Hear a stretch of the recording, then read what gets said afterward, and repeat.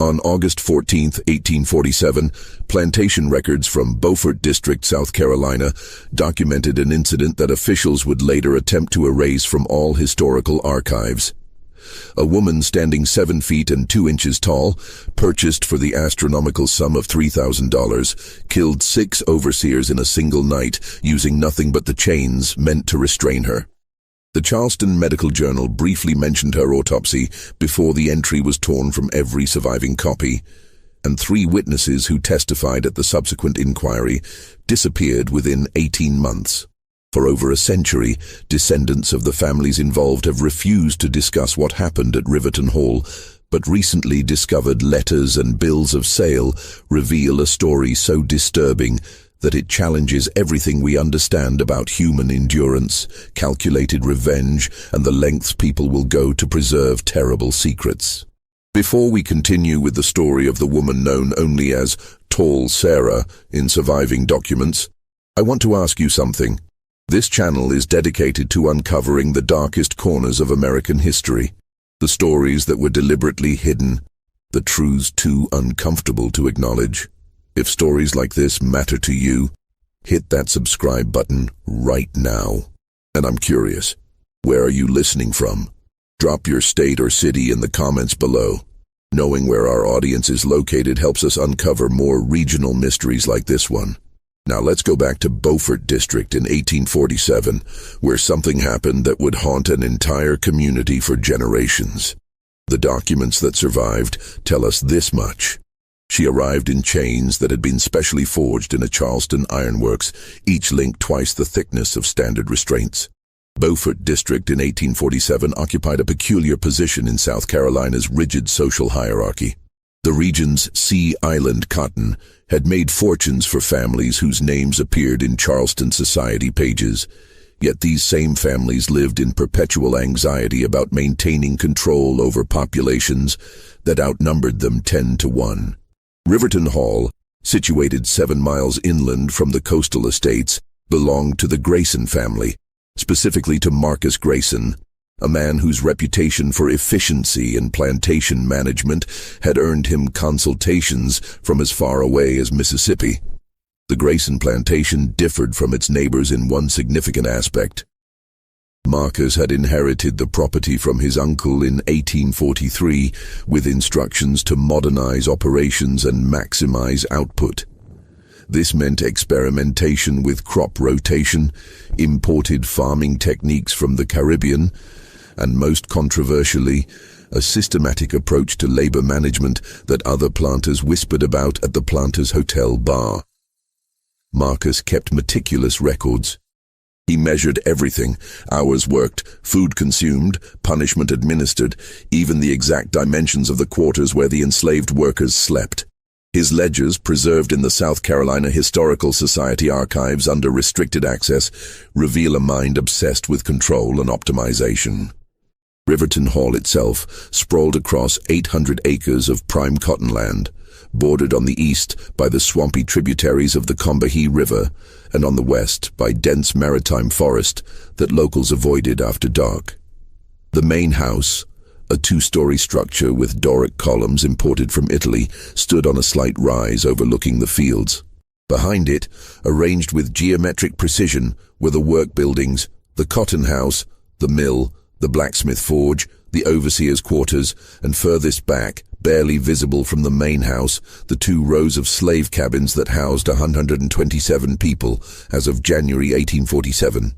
Marcus employed 4 overseers that year, each assigned specific sectors of the operation. The head overseer, a transplanted Virginian named Tobias Finch, had worked plantation security for 12 years and reportedly prided himself on never having lost a single enslaved person to escape. Under Finch served 3 younger men: Nathaniel Huxley from Georgia, Samuel Crenshaw from North Carolina, and a local man named Robert Vernon, whose family had worked Bowfort District land for 3 generations. Together, these 4 men maintained order through a combination of routine, surveillance, and calculated demonstrations of authority that Marcus termed preventative discipline in his correspondence. The system had functioned smoothly for 4 years. Then, In July 1847, Marcus received a letter from his factor in Charleston, a man named Edmund Lattimore, who specialized in unusual acquisitions. The letter, now preserved in the Grayson family papers at the University of South Carolina, described an opportunity that might interest a planter of Marcus's progressive inclinations. A woman of remarkable physical proportions and strength had become available through the estate sale of a deceased Virginia planter. She stood over 7 feet tall, possessed unusual musculature, and, according to the letter, had proven difficult to manage at her previous location. The Virginia estate wanted her gone quickly and quietly. The asking price, $3,000, more than triple the cost of a prime field hand. Marcus discussed the purchase with Finch over dinner on July 18th. The overseer's reaction, recorded in Marcus's journal, was cautious. Such a specimen might prove more trouble than profit. Finch reportedly said, "Physical anomalies often correlate with mental deficiencies or unmanageable temperaments." But Marcus saw opportunity where Finch saw risk. A woman of such size could revolutionize field productivity. She could serve as an example of proper management, proof that Marcus's systematic approach could handle even the most challenging cases. On July 23rd, Marcus traveled to Charleston to inspect the woman personally. What he saw convinced him. She stood 7 feet and 2 inches tall, with a bone structure that the accompanying medical documentation described as congoid variant, exceptional density, estimated weight 240–260 pounds. Her shoulders were wider than most men's, her hands large enough to palm a man's skull. But what impressed Marcus most, according to his journal entry that night, was her eyes. Alert, calculating, possessed of an intelligence that suggested careful observation and retention of information. He purchased her on the spot, along with the specialized restraints that had been commissioned for her transport. The bill of sale, dated July 24, 1847, lists her simply as Sarah, age approximately 28 to 32 years, unusual height, Virginia born, sold as is with no warranty of temperament. No surname, no family history, no record of her previous labor or the circumstances that had made the Virginia estate so eager to sell her. She arrived at Riverton Hall on August 3, 1847, transported in a reinforced wagon with sides that had been heightened to accommodate her frame. The chains that bound her wrists and ankles had been forged specifically for her dimensions. Each cuff 4 inches wide, each chain link thick as a man's thumb, the whole apparatus weighing approximately 40 pounds. Marcus had ordered additional security measures, a high-walled wagon bed, 2 armed guards riding alongside, and strict instructions that she was not to be released from restraints until proper accommodations had been prepared at Riverton Hall. The other enslaved people at Riverton Hall had heard rumors of her arrival for days. Word traveled through the quarters with the peculiar efficiency that Marcus never fully understood, despite his attempts to monitor and control information flow. By the time her wagon rolled into view, every person not actively working in the fields had found reasons to be within visual range of the main yard. What they saw disturbed them in ways that went beyond her physical size. One woman, called Dinah in the records, later testified that she looked at us like she was counting, like she was taking measure of something we couldn't see. Another, a man named Jupiter who worked the stables, said, "Her face had no fear in it, and that scared me worse than if she'd been crying or fighting. She looked like she was waiting for something." Marcus had ordered the construction of a special holding area in one of the storage buildings. A room with reinforced door, barred window, and a floor-mounted ring where her chains could be secured. Finch objected to the location, arguing it was too close to the regular quarters, but Marcus insisted. He wanted the other enslaved people to see her, to witness proper management of even the most challenging case. It would serve, he believed, as both demonstration and deterrent. The first 3 days passed without incident. Sarah was fed twice daily, allowed limited movement within her secured room, and subjected to what Marcus called observational assessment. Finch and his men took turns watching her through the barred window, noting her behaviors, her responses to commands, her physical capabilities. Marcus visited personally each morning, accompanied by Dr. Samuel Pritchard, the local physician who maintained a side practice in plantation health management and had expressed scientific interest in examining someone of Sarah's unusual proportions. Dr. Pritchard's notes from those examinations, discovered in 1962 in the basement of a demolished Charleston medical college, provide unsettling details. He measured her skull, her limbs, her bone density. He tested her strength by having her grip metal bars while he applied weight. He noted that her pulse remained steady even under stress, that her breathing never became labored, that she tolerated pain with a stoicism suggesting either unusual pain threshold or remarkable mental discipline. But what disturbed Pritchard most, based on his private journal entries, was her silence. She never spoke, never cried out during the examinations, never responded to questions in English or the limited French that Pritchard attempted. She simply watched, her eyes following every movement in the room, her expression neutral except for occasional moments when Pritchard swore he detected something calculating, almost mathematical, in the way she studied the door hinges and chain attachments. On the fourth day, August 7th, Marcus decided she was ready for integration into the work schedule.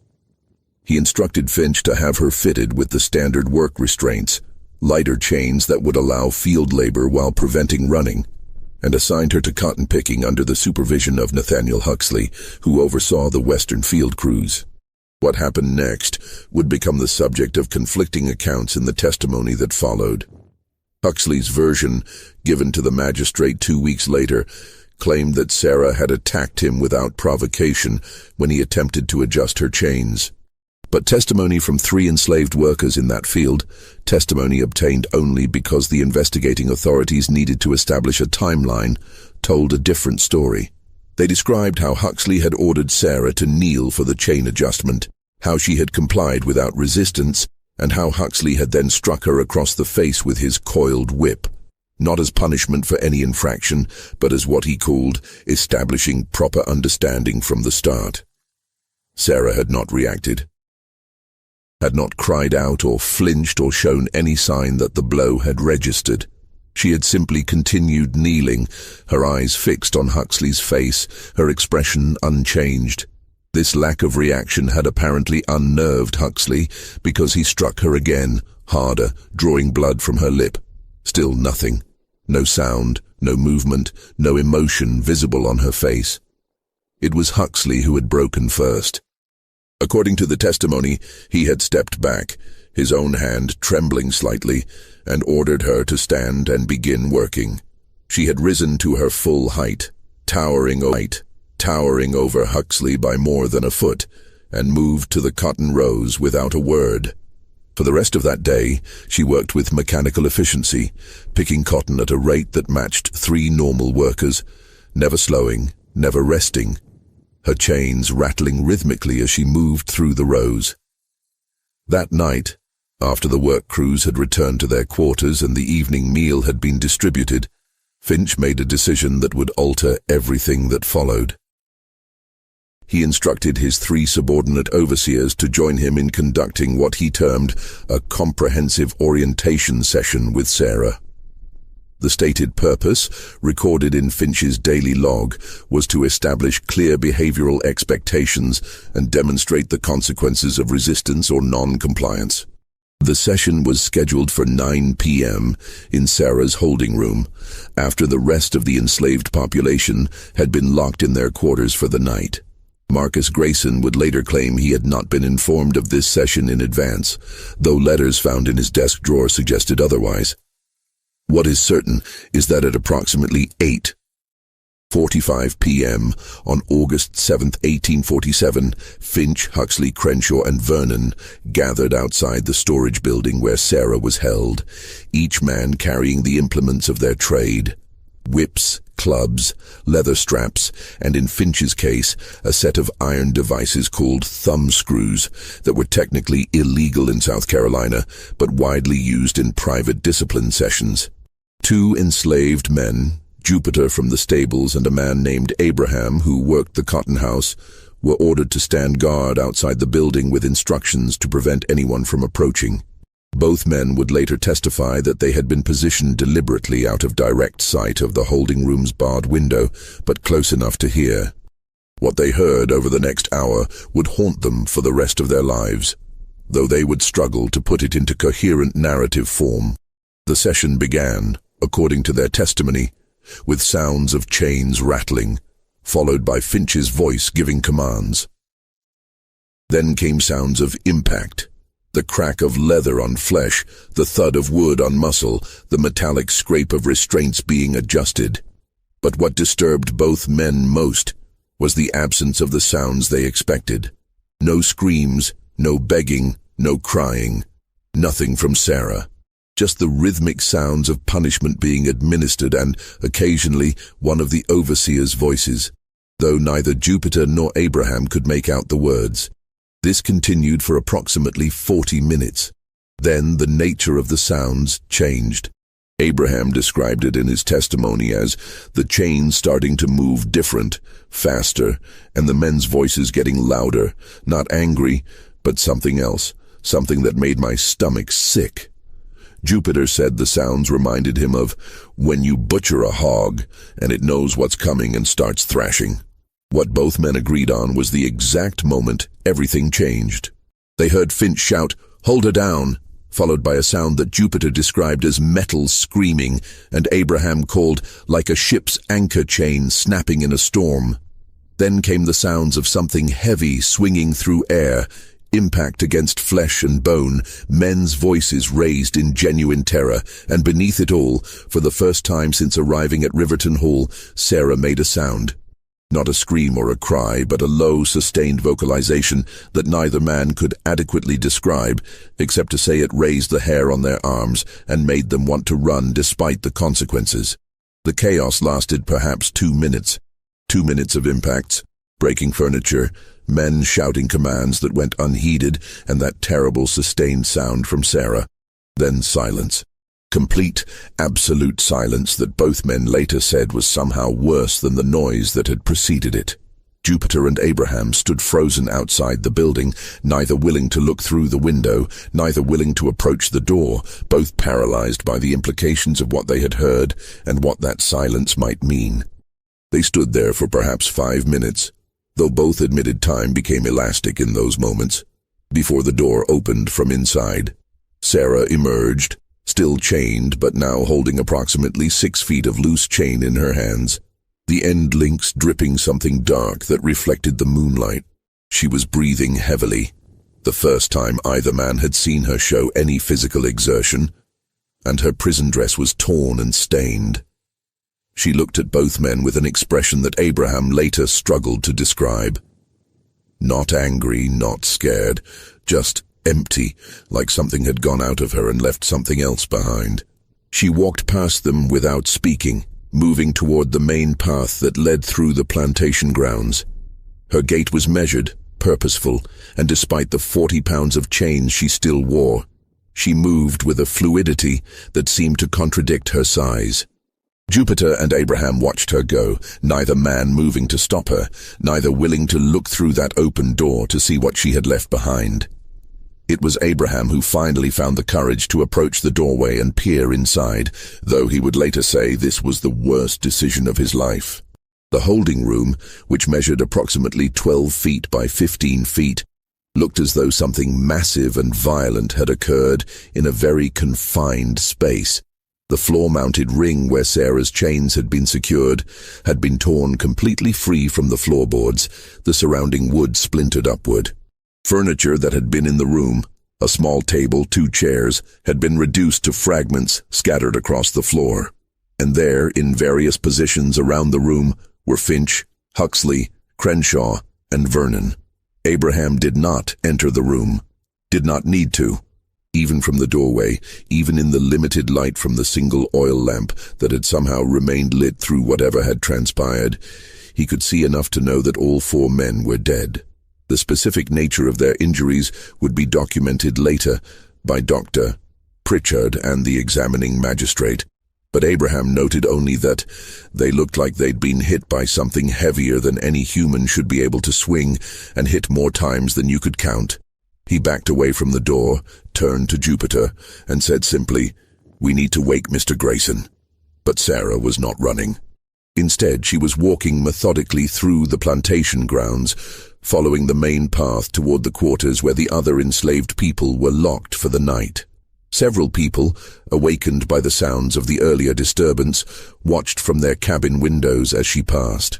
One woman, called Rachel in the records, later testified that Sarah moved like she had somewhere specific to go, like she was walking toward something she'd planned for a long time. Sarah stopped at the quarters building that housed the plantation's blacksmith forge and workspace. The door was locked, but this proved no obstacle. Using the chain still attached to her wrist cuffs, she broke the lock with 3 measured strikes and entered the building. People watching from nearby cabins could see her silhouette moving in the darkness, hear the sounds of metal on metal, see occasional sparks from the forge area. She remained inside for approximately 15 minutes. When she emerged, the chains that had bound her wrists and ankles were gone. In their place, she carried tools, a hammer, a chisel, something that looked like a pry bar. And she was walking toward the storage building that served as the plantation's secure facility for holding problematic enslaved people awaiting sale or transfer to harsher labor conditions. This building, constructed of heavy timbers with a reinforced door and no windows, held 3 people that night. 2 men who had attempted to run the previous month, and a woman who had fought with an overseer. Sarah approached the door and, using the tools she had taken from the forge, began dismantling the lock mechanism. It took her perhaps 5 minutes. 5 minutes during which more and more people in the quarters awakened and watched from their windows, no one quite understanding what they were witnessing, but all sensing that something fundamental had shifted in the power dynamics that governed their lives. When the door opened, the 3 prisoners emerged, blinking in the moonlight. Sarah did not speak to them, did not acknowledge them beyond a gesture toward the woods that bordered the western edge of the plantation. They stood frozen for a moment, clearly terrified of the consequences of accepting what she was offering. Then all 3 ran for the tree line and disappeared into the darkness. Sarah did not follow them. Instead, she turned and began walking toward the main house. By this time, approximately 30 minutes after Abraham had discovered the bodies in the holding room, Marcus Grayson had been awakened and had sent riders to fetch the magistrate and Dr. Pritchard. But before any authority could arrive, while Marcus barricaded himself in his house with his wife and 3 children and his loaded hunting rifle, Sarah reached the front steps of Riverton Hall's main residence. She did not attempt to enter, did not make threats or demands. Instead, according to testimony from enslaved people who witnessed the scene from various vantage points around the plantation grounds, she stood at the base of the steps, her 7-foot frame clearly visible in the light of the house's front lamps, and simply waited, watching the door with that same neutral expression that had disturbed so many people during her brief time at Riverton Hall. She stood there for 2 hours unmoving, as riders galloped away into the darkness to summon help.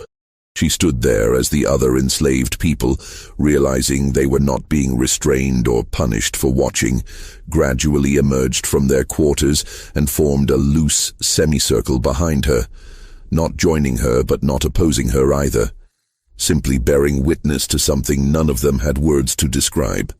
She stood there as dawn began to lighten the eastern sky, and the true scope of what had happened began to reveal itself in the growing light. When the magistrate finally arrived at first light, accompanied by 6 armed men and Dr. Pritchard, they found Sarah still standing at the base of the main house steps, surrounded now by more than 70 enslaved people who had gathered through the night, all of them silent, all of them watching. The magistrate later described the scene in his official report as disturbing in its implications and organized appearance, suggesting premeditation rather than spontaneous uprising. Sarah offered no resistance when the armed men approached her with reinforced restraints. She allowed herself to be chained, new chains heavier than before that required 3 men to carry, and led away to a wagon that had been specially prepared for transport. She looked back only once as they moved her toward the wagon, her gaze sweeping across the assembled crowd of enslaved people, and several witnesses later testified that in that moment they saw something in her expression that they couldn't quite name. Not triumph, not satisfaction, but perhaps acknowledgement of something completed or begun. The wagon departed Riverton Hall at approximately 7 a.m. on August 8, 1847, carrying Sarah toward Charleston and whatever fate awaited her in the legal proceedings that would follow. Behind her, the plantation descended into controlled chaos as authorities began the grim work of documenting the scene in the holding room, taking testimony and attempting to establish a clear sequence of events that would make sense of what had transpired in those dark hours. The immediate aftermath of August 7th-8th sent shockwaves through Bowfort District's planter class that extended far beyond the deaths of 4 overseers. Within days, Marcus Grayson found himself defending not just his decision to purchase Sarah, but his entire approach to plantation management before a hastily convened inquiry of neighboring planters and district magistrates. The proceedings, held at the Bowfort County Courthouse from August 12th through August 18th, generated hundreds of pages of testimony that revealed uncomfortable truths about the methods employed at Riverton Hall and similar operations throughout the region. Dr. Pritchard's medical examination of the 4 dead overseers, conducted on August 8th and documented in excruciating detail in his official report, established facts that made the entire planter community deeply uneasy. All 4 men had died from blunt force trauma, consistent with being struck repeatedly by something heavy and metallic, specifically the chains that had bound Sarah's wrists and ankles. The pattern and distribution of injuries suggested, according to Pritchard's professional opinion, a methodical rather than frenzied attack, with strikes targeted to produce maximum incapacitation. More disturbingly, the examination of the men's clothing and the holding room itself revealed evidence that contradicted the official narrative of unprovoked assault. Pritchard's private journal, not discovered until decades later, went further. He noted that all 4 men showed signs of recent exertion, consistent with sustained physical activity of a strenuous nature, that their hands bore marks suggesting gripping and restraining actions, and that the arrangement of the bodies in the room indicated a sequence of events more complex than simple defensive action by the deceased. He concluded in notes he clearly never intended for official publication that the physical evidence suggests the deceased engaged in coordinated action against the prisoner prior to her defensive response, and that this action was sustained for a period of time sufficient to provoke extreme reaction. These observations were not included in Pritchard's official report to the inquiry. Years later, in a letter to a colleague dated 1853, he would explain this omission. To have detailed the full implications of my findings would have opened questions that the district's planter class was not prepared to address regarding the methods employed in the management of human property. The social order depended on certain truths remaining unexamined. The inquiry itself focused less on the deaths of the 4 overseers, which were quickly framed as tragic casualties of an inherently dangerous profession, and more on the broader question of Sarah's legal status and ultimate fate. South Carolina law in 1847 provided clear guidelines for enslaved people who killed white persons. Mandatory execution, typically by hanging, to be carried out publicly as a deterrent.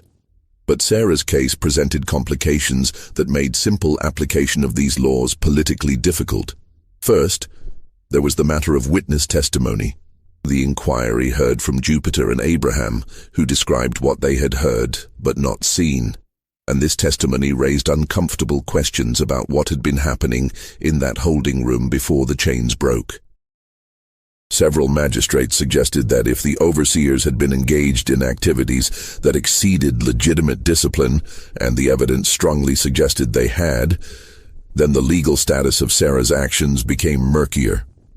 Under South Carolina law, even enslaved people retained limited rights to self-defense against illegal violence, though this principle had rarely been invoked.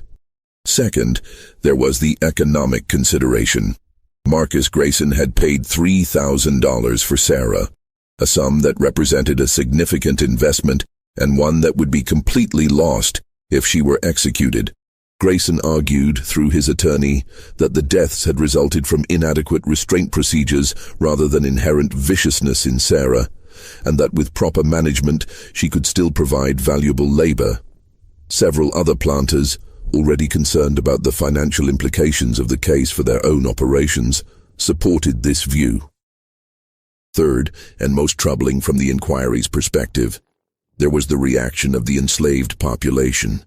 In the week following the incident, not a single escape attempt had been reported from Riverton Hall, unusual given the chaos and reduced supervision. But the enslaved people had not returned to normal work rhythms either. They moved through their assigned tasks with mechanical efficiency, but without the small gestures of accommodation and deference that usually characterize the plantation's daily operations. Several overseers from neighboring plantations reported similar changes in their own enslaved population's behavior, as word of Sarah's actions spread through the communication networks that planters never fully understood or controlled. The inquiry concluded on August 18th with a compromise verdict that satisfied no one but avoided the worst political and economic consequences for all involved parties. Sarah would not be executed immediately, but would be held in secure custody, pending further evaluation of her mental state and capacity for rehabilitation. Marcus Grayson would forfeit his investment. Sarah would be considered property of the state, but would not face charges related to inadequate supervision or the deaths of his overseers. The families of the 4 dead men would receive compensation from a fund established by collective contribution from district planters, and the specific details of what had occurred in the holding room would be classified as sensitive to ongoing security considerations and excluded from public court records. Sarah herself had been present for only one day of the inquiry proceedings, August 13th, when the magistrates insisted on viewing her personally to assess her mental state and physical condition. She was transported from the Charleston jail, where she had been held in a specially reinforced cell, and brought into the courthouse under heavy guard. Contemporary newspaper accounts from the Charleston Mercury and the Bowfort Republican describe the scene with language that reveals the deep unease her presence generated. The woman stood before the assembled magistrates with neither defiance nor submission visible in her bearing, wrote the Mercury's correspondent. She is of truly remarkable proportions, and her silence throughout the questioning, she would not or could not speak, even when directly addressed, created an atmosphere of profound disquiet in the chamber. Several gentlemen present remarked afterward that they had never encountered a human presence so unsettling in its opacity, as though one were looking at a door behind which terrible knowledge resided but could not be accessed. Dr. Pritchard, called upon to offer professional assessment of Sarah's mental condition, provided testimony that carefully avoided any conclusion that might force immediate execution. He described her as mentally sound but selectively mute, possibly as a result of trauma experienced prior to arrival in this district. He noted that her physical examination showed evidence of extensive scarring consistent with chronic punishment or restraint over a period of years, and that her skeletal structure suggests either genetic anomaly or early childhood exposure to conditions promoting unusual growth. What Pritchard did not include in his official testimony, but recorded in his journal, was his private conviction that Sarah was not incapable of speech, but rather choosing silence as a form of control, that she understood everything said around her and was making calculated decisions about when and whether to respond. During his examination, he had attempted several tactics to provoke verbal response, including sudden sharp pain stimuli and unexpected questions. In each case, Sarah had maintained her silence, while her eyes tracked his movements with what he described as disconcerting precision and apparent analytical interest in my methods. Following the inquiry's conclusion, Sarah was returned to Charleston and housed in a secure facility normally used for enslaved people awaiting sale or transport. The city's magistrates faced a difficult question: what to do with a person who could not be legally executed without reopening uncomfortable questions but who could not be returned to private ownership given the liability she represented. The solution they arrived at would prove influential in shaping her fate for the next 3 years. Sarah was designated as state property pending assignment to appropriate secure labor. In practical terms, this meant she could be leased to government projects that required heavy labor, but could maintain the specialized security measures her case seemed to demand. Over the next 3 years, she was moved among several such assignments. A stone quarry outside Columbia, a rice processing facility near Georgetown, a railroad construction project in the interior, and briefly, a state-owned mining operation in the upcountry.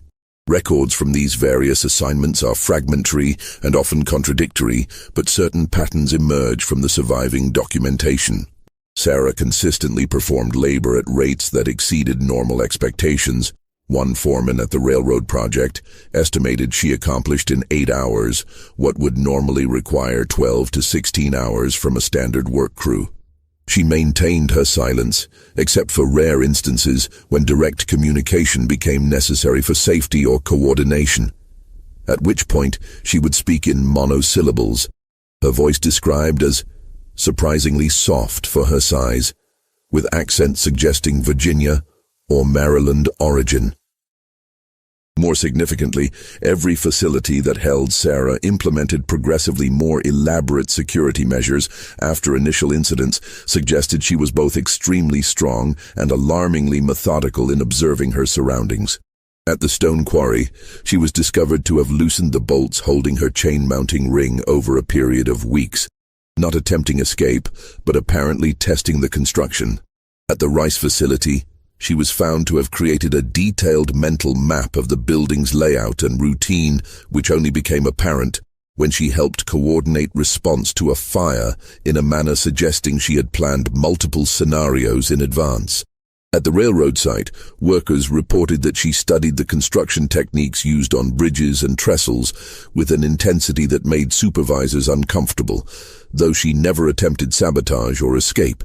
Each incident led to tighter restrictions, heavier chains, more frequent inspections. Uncomfortable, though she never attempted sabotage or escape. Each incident led to tighter restrictions, heavier chains, more frequent inspections. Yet Sarah adapted to each new security measure with what observers consistently described as unsettling patience, as though she was simply gathering information about increasingly sophisticated containment systems without any immediate intention to test them. In Charleston, meanwhile, the long-term impact of the Riverton Hall incident continued to ripple through the district's social structure. Marcus Grayson, financially damaged by the loss of his investment and socially tainted by association with the disaster, sold Riverton Hall in 1849 and moved his family to Alabama, where he attempted to rebuild his reputation. The plantation passed through 2 owners in rapid succession, before being purchased in 1851 by a consortium that converted it primarily to rice cultivation and implemented management practices that deliberately contrasted with Grayson's systematic approach. Whether this represented genuine reformation or merely more careful concealment of similar practices remained debated among the enslaved commune. 90. The 4 dead overseers became something of a cautionary tale in certain circles, used by some to argue for more careful selection and training of plantation security personnel, and by others as evidence that certain management practices, however effective in the short term, carried unsustainable risks. Finch's widow received the largest portion of the compensation fund and used it to relocate to her family's home in Virginia. The families of Huxley, Crenshaw, and Vernon remained in Bowfort District, though they avoided discussing the incident in specific terms, referring to it obliquely as the trouble at Grayson's place in the rare instances when it came up in conversation. Among the enslaved community throughout the region, Sarah became something more complicated than a simple folk hero. Stories circulated about her, some accurate, many embellished or entirely invented, but the tone of these stories varied considerably, depending on who told them and in what context. Some people spoke of her with something like awe, as someone who had done what most could only imagine. Others expressed deep ambivalence, noting that her actions had led to increased security measures and heightened suspicion throughout the district, making everyone's daily life more difficult and constrained. Still others saw her as a cautionary tale about the cost of resistance, noting that despite killing 4 overseers, she remained in bondage and in conditions far harsher than most enslaved people endured. The 3 people Sarah had freed from the punishment building on that August night in 1847, 2 men and a woman, all successfully reached free territory, according to later accounts that filtered back through the Underground Railroad network. Their testimonies, recorded years later in Canada and Ohio, provided some of the most detailed descriptions of Sarah's physical presence and demeanor. All 3 emphasized her silence and the sense of inevitability she seemed to carry, as though she were acting out a sequence she had planned long in advance. One man described her as, like watching a storm approach. You knew something powerful was coming, but you couldn't stop it or understand it, only witness it. In 1850, a medical journal published a brief article titled Observations on Physical Anomalies in the Negro Race, authored anonymously but clearly based on Dr. Pritchard's examination of Sarah.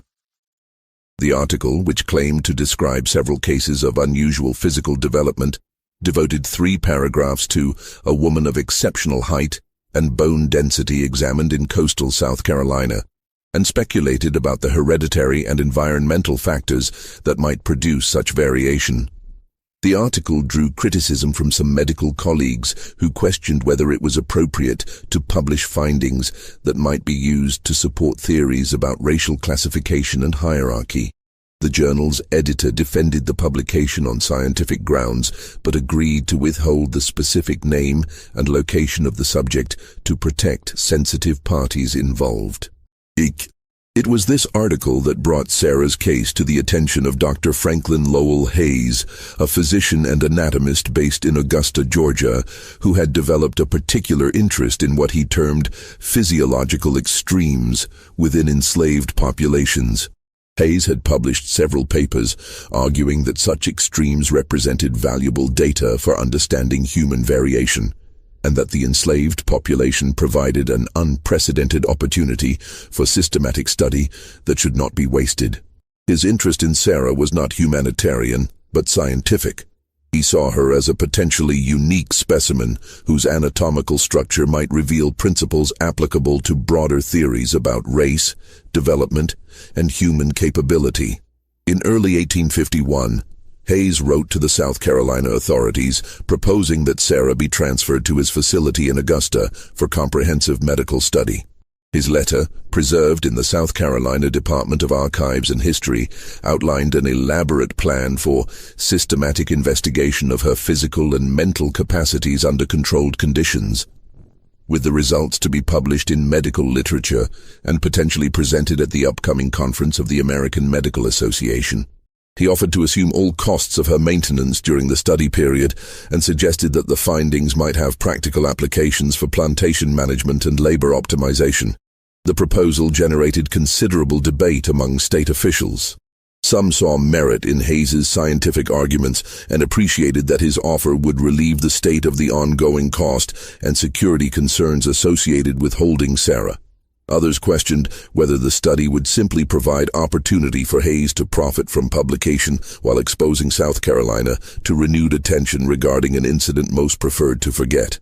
The enslaved community, to the extent that word of the proposal reached them through the various informal networks of communication, reacted with deep suspicion, seeing in Hayes's plans something more sinister than simple scientific inquiry.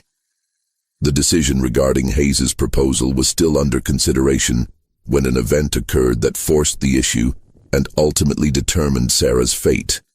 On the night of March 17, 1851, at the state-owned mining operation near Newberry, where Sarah had been assigned for the previous 4 months, something happened that would never be fully explained, despite extensive investigation and multiple inquiries over the subsequent months.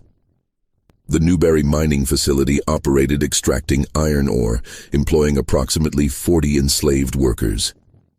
Sarah had been assigned to hauling ore, work that utilized her exceptional strength while keeping her above ground where she could be monitored. The night guard, Thomas Rutledge, reported hearing unusual sounds around 2 a.m. coming from the mine entrance. He found Sarah standing there despite being locked in quarters, her chains removed though she still wore the cuffs. She held a sledgehammer and had been striking the main support beam across the mine entrance. Rutledge raised his rifle and ordered her to drop the hammer. Sarah turned to look at him with what he described as perfect calm despite the rifle pointed at her. She set down the hammer and walked toward him slowly.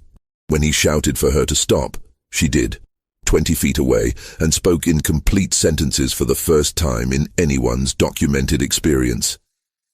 "That support beam is cracked," she said in educated English with a Virginia accent.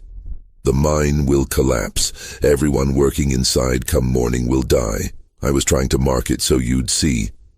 When other guards arrived, the supervisor, Gerard Kinsmore, examined the beam and found a significant crack that would likely have caused catastrophic collapse during the next day's operations. Sarah had potentially saved multiple lives, but she had also escaped her restraints and taken tools without permission, actions that normally merited severe punishment. Investigation revealed disturbing facts. Sarah had been systematically weakening her restraint mechanism over weeks through patient manipulation of bolt threads. Mine workers reported she had been speaking occasionally with them, asking detailed questions about mining operations and structural engineering. One worker said Sarah had spent an entire meal asking about ore-cart pulley systems, like she was trying to learn how to build one herself. These revelations shattered the narrative that Sarah was mentally deficient. She was highly intelligent, observant, and capable of long-term planning. State authorities faced an impossible choice: punish her for the violation while she'd prevented disaster, transfer her to even higher security, or accept Dr. Hayes's proposal and make her someone else's problem. In late April 1851, they chose the latter. Sarah was transferred to Hayes's custody in Augusta under strict conditions. Hayes would assume full responsibility for her security and provide regular reports to South Carolina authorities. Hayes's facility was a converted warehouse fitted with reinforced cells and examination rooms.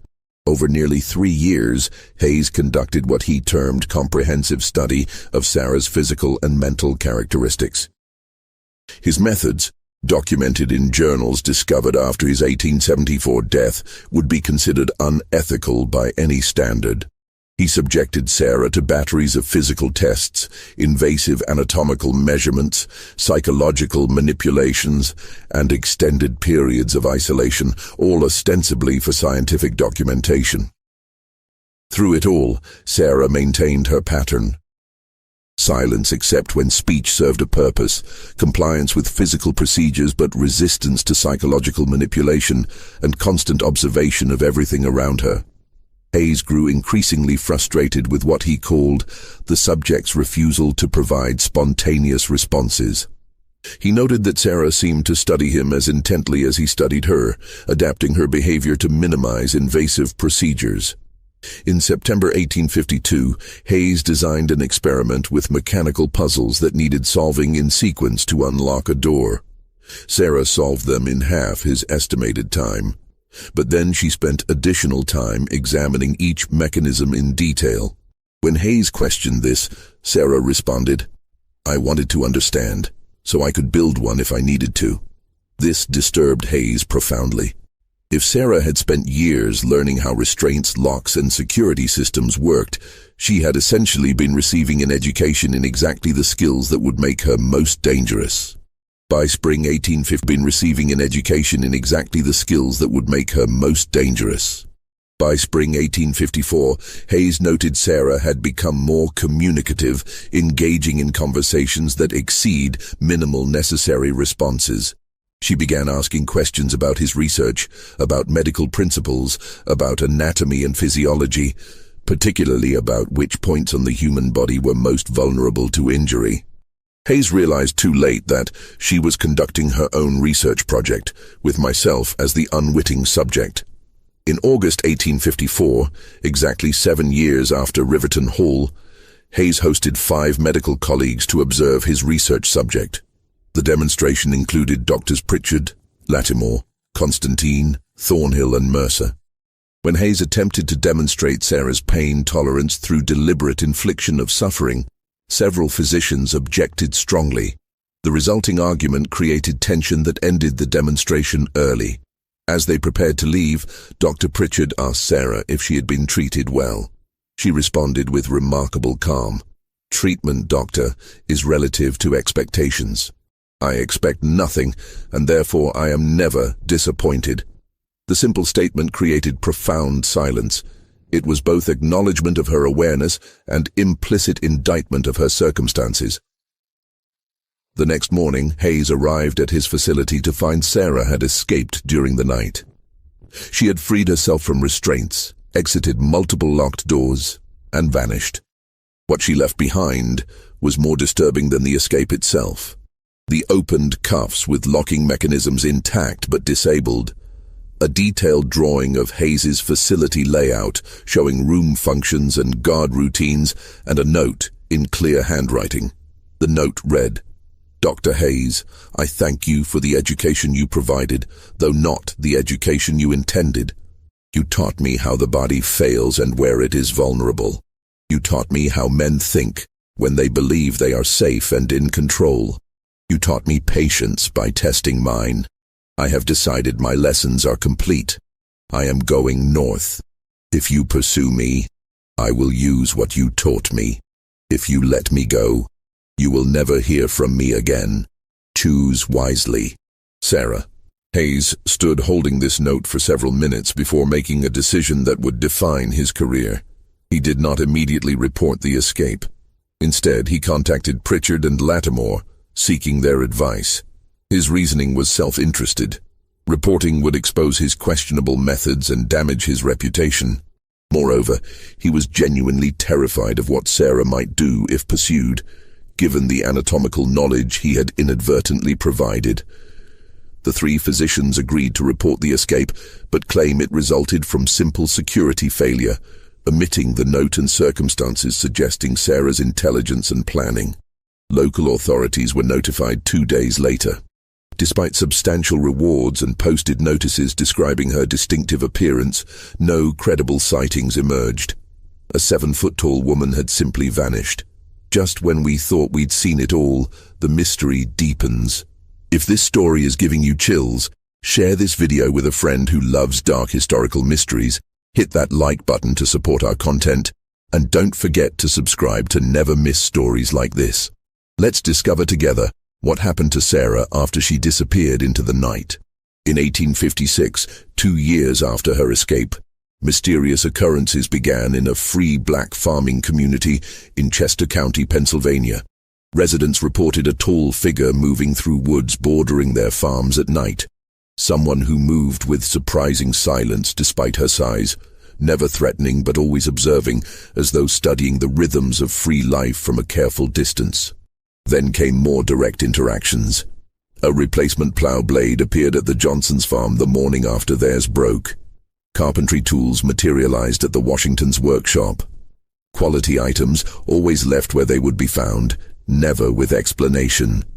On 3 occasions, barn fires were discovered and extinguished before major damage occurred, and witnesses reported seeing a tall figure walking away, not fleeing but moving with purpose, as though having completed necessary work. The community's leader, Isaiah Freeman, a blacksmith who owned his farm and workshop free and clear, began leaving written messages at locations where the figure had been seen. His notes expressed curiosity rather than hostility, offering welcome to someone who seemed to need help. For weeks, silence. Then, in October 1856, Freeman found a response written in charcoal on birch bark. "I mean no harm to your community. I am learning how free people live. I need to understand before I can join. I will remain at a distance until I know I will not bring danger to you. S." Freeman and other leaders discussed this message at length, puzzling over what danger the writer feared bringing. They crafted careful responses asking for direct meeting, for clarification. The messages produced no immediate response, but the observations continued. The tall figure appearing at edges of community gatherings, watching but never participating, like someone studying a language before attempting to speak it. Freeman's wife, Rachel, finally made the connection. Through Underground Railroad contacts, she had heard stories about an extraordinarily tall woman who had escaped from Georgia 2 years earlier. Someone authorities still theoretically searched for. Someone whose description matched their mysterious observer. Rachel and Isaiah crafted a new message acknowledging they understood the figure might be someone fleeing bondage and explicitly offering protection. This produced a response within days.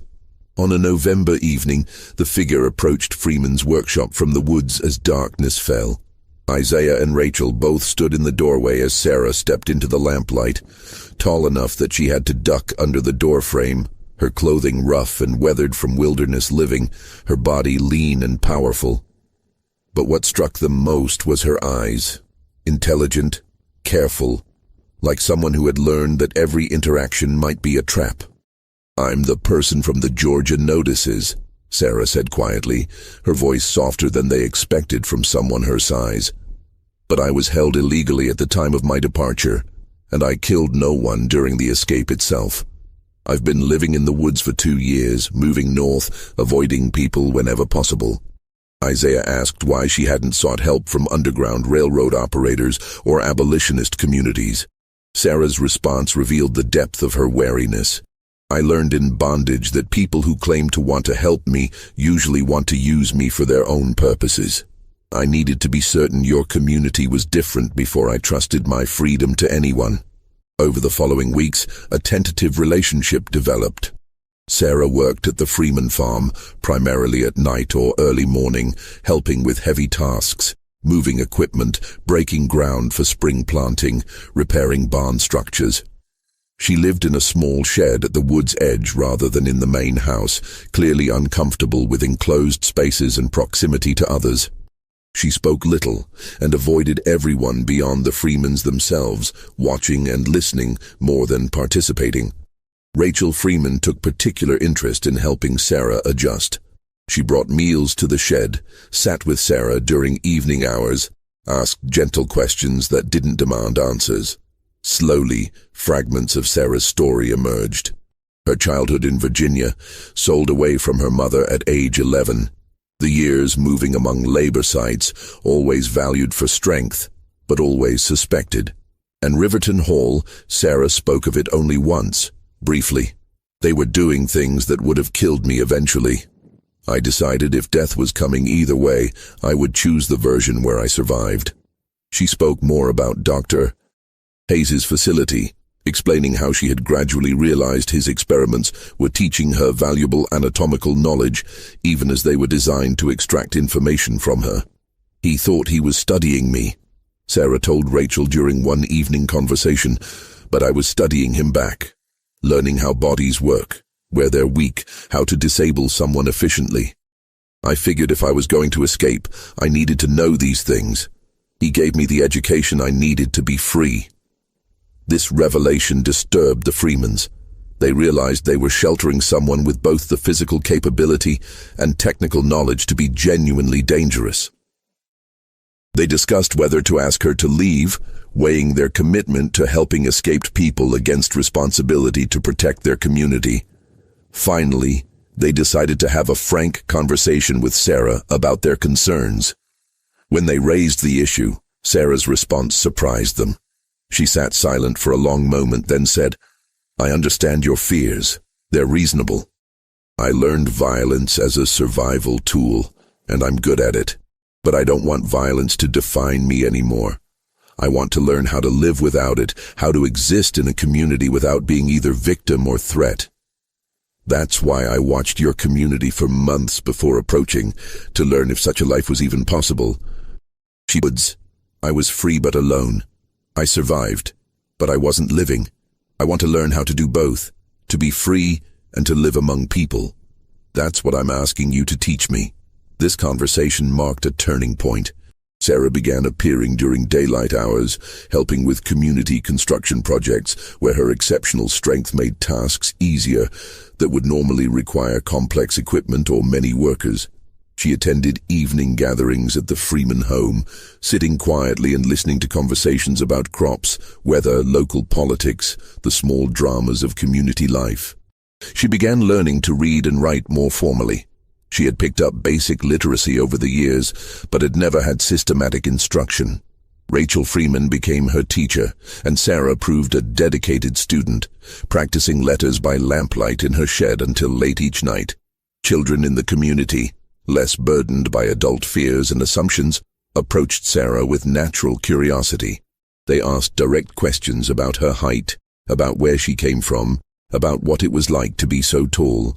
Sarah answered them honestly but simply, and soon several children began visiting her shed in the evenings, watching her work on carpentry projects or asking her to lift heavy objects just to see her do it. The adults noticed that Sarah was most relaxed around the children, that something in her guarded expression softened when a child asked her to help retrieve a ball from a high branch or to show them how to use a hammer properly. By spring 1857, Sarah had become a visible if still somewhat mysterious member of the community. She had learned to navigate social interactions with more ease, though she remained quiet and preferred listening to speaking. She had begun helping at other farms beyond the Freemans, offering labor in exchange for learning different skills: coopering, leatherwork, weaving. She was, Isaiah Freeman noted in his journal, like someone building herself a complete education in how to be a free person, learning everything she was denied during bondage. Just when we thought we'd seen it all, the horror in Sarah's past threatens to catch up with her. If this story is giving you chills, share this video with a friend who loves dark mysteries. Hit that like button to support our content. And don't forget to subscribe to never miss stories like this. Let's discover together what happens next. But this progress was threatened when news reached Chester County that a man claiming to be a slave hunter from South Carolina was making inquiries in nearby towns about an unusually tall woman living in the area. The description he provided matched Sarah closely enough that community leaders realized the search had never truly ended, that somewhere, someone still believed capturing her was worthwhile. The community faced a decision. Many urged Sarah to flee further north to Canada, where she would be beyond reach of American fugitive slave laws. But Sarah, in the first community meeting where she spoke publicly, argued for remaining. "I'm tired of running. I've spent 9 years in bondage and 3 years in the wilderness. I want to learn how to live as a free person in a community, and I can't do that if I'm constantly moving. If they come for me, they come. But I won't run anymore." Her words carried weight. The community had seen her transformation over the past months, had witnessed her determination to build a life rather than merely survive. Isaiah Freeman consulted with abolitionist lawyers in Philadelphia about Sarah's legal status. They confirmed she could theoretically be arrested under the Fugitive Slave Act, but noted several complicating factors. Her legal status had been ambiguous even before her escape. State property transferred to Hayes under questionable conditions. Nearly 10 years had passed since Riverton Hall, with witnesses dead or scattered and records lost. Most importantly, pursuing her case would reopen discussions about what had happened at Riverton Hall and in Hayes's facility, discussions that multiple powerful people had strong incentives to prevent. The community implemented a coordinated strategy. They documented Sarah's current life, gathering testimony from dozens of people about her peaceful integration and contributions. They prepared legal papers arguing that pursuing her would serve no legitimate purpose beyond perpetuating injustice, and they made it known through various channels that any attempt to take Sarah by force would meet with organized resistance. The slave hunter, Walter Pembroke, initially pressed forward with his investigation, confident that locating someone of Sarah's distinctive appearance would be straightforward. But he underestimated both the community's organization and the legal complications involved. When he attempted to obtain official warrants, he found himself entangled in bureaucratic requirements to demonstrate clear ownership. When he made informal inquiries, he encountered coordinated silence and active misdirection. After several weeks, Pembroke received instructions to abandon pursuit. Correspondence discovered years later suggested Dr. Hayes himself, contacted about providing ownership documentation, had advised against continued effort. Hayes had written that the subject in question has demonstrated remarkable capacity for resistance. The cost and risk of recapture likely exceed any potential value to be derived therefrom. Some battles are better left unfought. The immediate threat passed. Sarah remained in Chester County, and the community's successful resistance to Pembroke's efforts strengthened their collective identity and resolve. For Sarah, the experience provided something she had never known before: the feeling of being protected rather than merely tolerated, of being worth defending, of belonging to something larger than herself. The years that followed transformed Sarah in ways that went deeper than her external circumstances. She purchased 5 acres of land adjacent to the Freeman property with money earned from her labor, using skills learned from the community to build her own small cabin. She worked her land, grew her own food, and continued hiring out for projects requiring her exceptional strength. But more importantly, she began the slow, difficult work of learning to live without the constant vigilance that bondage had required. Rachel Freeman documented this transformation in her journal entries over the years. In 1858, she wrote, "Sarah is learning that not every sound means danger, that not every question is a trap." Last week she laughed at something Isaiah said, the first time I've heard her truly laugh, rather than just acknowledge humor. The sound was strange, as though she had to remember how, but it was real. By 1860, as the nation moved toward the Civil War that would finally destroy the institution that had defined Sarah's early life, she had built something that would have seemed impossible during her years at Riverton Hall. She attended community gatherings regularly, contributed to collective decisions, and had even begun teaching younger people practical skills: carpentry, blacksmithing, basic mechanics. The children who had and Sarah proved a patient if demanding teacher. When war came, Sarah contributed to the Union cause in practical ways. She helped construct earthwork fortifications for Pennsylvania militia units, preparing to defend against potential Confederate incursions. She provided labor for military supply operations, using her strength to move materials that would normally require teams of men or horses. She donated food from her farm to support regiments passing through the region. But she refused all requests to speak publicly about her experiences or to allow herself to be used as a symbol in abolitionist propaganda.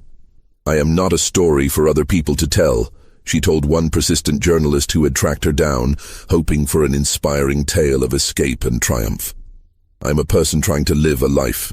If my existence proves something about human capability or resilience, fine. But I won't perform my trauma for anyone's political purposes, no matter how righteous they believe their cause to be." After the war, as Reconstruction struggled forward and formerly enslaved people throughout the South attempted to build lives in freedom, some people who knew Sarah's story suggested she might pursue legal claims, compensation for her years in bondage perhaps, or formal acknowledgement of wrongs done to her. Sarah declined even to consider such efforts. Going back to that life, even to seek justice, would give it more power over my present than it deserves, she explained to Isaiah Freeman. "I prefer to live forward rather than looking back. The system that held me doesn't exist anymore. The men who abused me are dead or old. What would I gain by dredging up those years except more pain? I'd rather spend my energy building something good than fighting ghosts." But Sarah did speak occasionally about her experiences in carefully chosen contexts. She talked with other formerly enslaved people who struggled with the transition to freedom, sharing what she had learned about building a life after trauma. She advised young people in the community about patience, about the long work of healing, about choosing who you wanted to become rather than being defined by what had been done to you. In 1867, a young woman named Clara arrived in Chester County after escaping from Maryland. Clara was tall, not as tall as Sarah, but tall enough that she had been singled out for harsh treatment and constant surveillance during bondage. She arrived traumatized, unable to sleep in enclosed spaces, flinching at sudden movements, speaking only in whispers. The community brought her to Sarah. Over the following months, Sarah and Clara spent hours together. They worked side by side in Sarah's fields, Clara gradually learning that physical labor could be chosen rather than forced. They sat together in the evenings, Sarah talking quietly about her own journey from survival to living. Rachel Freeman noted in her journal that Sarah is teaching Clara what Sarah herself had to learn alone, that freedom is not just absence of chains, but presence of choice, and that learning to make choices after years of having none is its own kind of difficult work. Clara eventually built her own life in Chester County, establishing a small farm and becoming a valued member of the community. Years later, she would say that Sarah had saved her life, not through dramatic rescue, but through patient example of what was possible, through proof that someone could survive terrible things and still become whole. As Sarah moved through her 40s and into her 50s, she became an elder figure in the community, someone younger people sought out for advice, someone whose presence at community discussions carried weight, someone whose story was known but not defined by trauma. She remained physically impressive, her strength enduring well past the age when most people began to slow. She remained quiet, preferring action to words, but she had learned to exist openly, to accept help when offered, to allow herself to be cared about. In 1872, Rachel Freeman recorded a conversation that captured something essential about Sarah's journey. They had been discussing Sarah's past, a rare occurrence, as Sarah still spoke little about those years.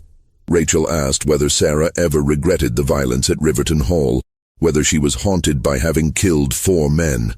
Sarah was quiet for a long moment before responding, "I don't regret what I did. Those men made their choices and I made mine. What haunts me isn't the violence itself, but how much of my life was consumed by simply surviving. I learned to read at 30. I learned real mathematics at 32. I discovered I enjoyed building things, creating rather than destroying, only after I escaped. How much of me was lost in those years when all my intelligence and strength were devoted just to enduring?" She looked at her hands. Older now, marked by decades of hard use but still powerful. "That's what I carry. Not guilt about the violence, but grief about what I might have been if I'd been free from the beginning. But then I remind myself that who I am now includes everything I survived to become. The lost years made me, even as they took from me. I contain both the loss and what I built from it." When Sarah died in January 1889 at approximately 65 years old, her passing marked the end of an era for Chester County's black community. Her funeral was attended by more than 200 people, formerly enslaved people who had known her story and been inspired by it, children she had taught who were now adults with children of their own, neighbors who had worked alongside her for decades, and people who had traveled from other states specifically to pay respects to someone whose life had meant something beyond its individual circumstances. The community erected a simple stone marker at her grave, bearing her name and years of life, with one additional line, "She survived to live." No mention of her extraordinary height, no reference to Riverton Hall or the violence that had marked her years in bondage, no dramatic narrative of escape and triumph, just acknowledgement of the fundamental achievement of her life, that she had not merely survived terrible circumstances, but had learned to live fully beyond them. Isaiah Freeman, speaking at her funeral, said simply, "Sarah taught us that freedom is not given by the absence of chains, but earned through the daily choice to live openly, to risk connection, to build rather than merely survive."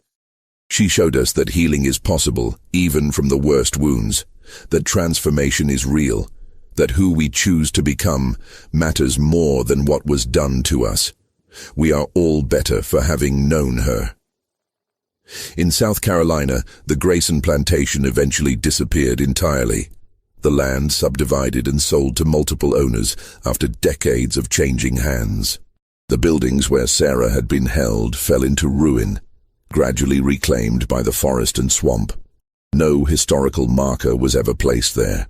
Local historians occasionally noted the property's history in academic papers, but the details remained obscured behind euphemistic language about labor difficulties and management challenges.